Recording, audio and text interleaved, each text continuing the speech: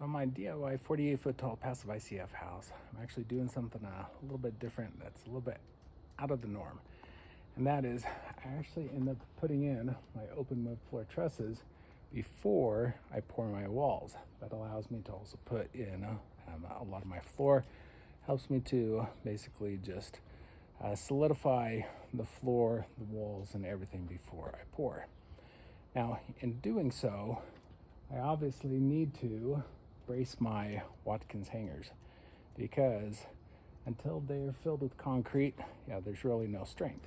And so what I'm doing is I put a 2x4 underneath the Watkins, and then it goes down and it gets braced to the other 2x4 down below. One of the challenges that I'm facing is with these really wide windows, I need to put some 2x4s that go across to just keep everything from tilting out once it's filled with concrete. So this is the solution that I came up with. I've got a 2x4 underneath the Watkins, and then I have another one just as a spacer, and then I have the other 2x4 that's actually going down.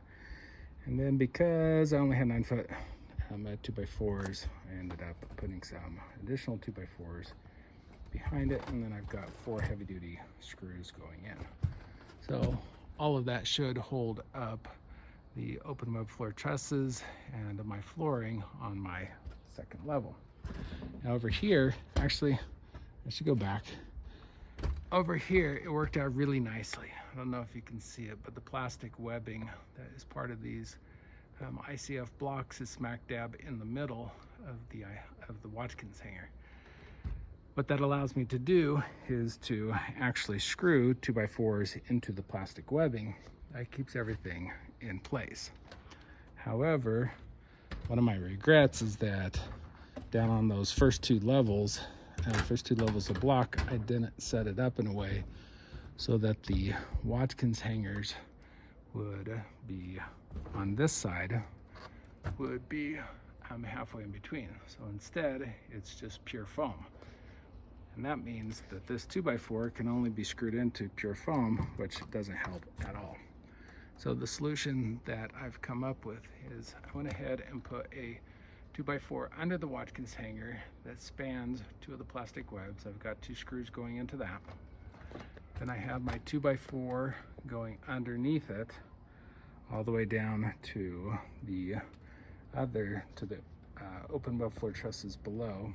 I have some 2x4 spacers.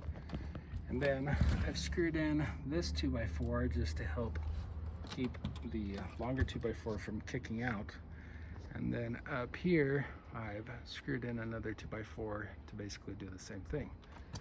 And then with the Watkins, I'm also up top, you can't see it, but there's a little hole that you are able to screw the Watkins into the 2x4 to keep it moving, keep it from moving during the concrete pour.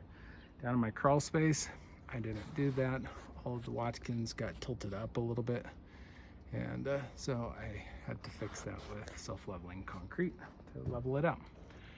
Anyways, those are some of the challenges and solutions that I've come up with. Let me know down in the comment section if I should consider doing something else, because I still have the second and third floor to do. And be sure to like and subscribe so you can follow along on this crazy journey as I build this 48-foot tall passive ICF house. Thanks for watching.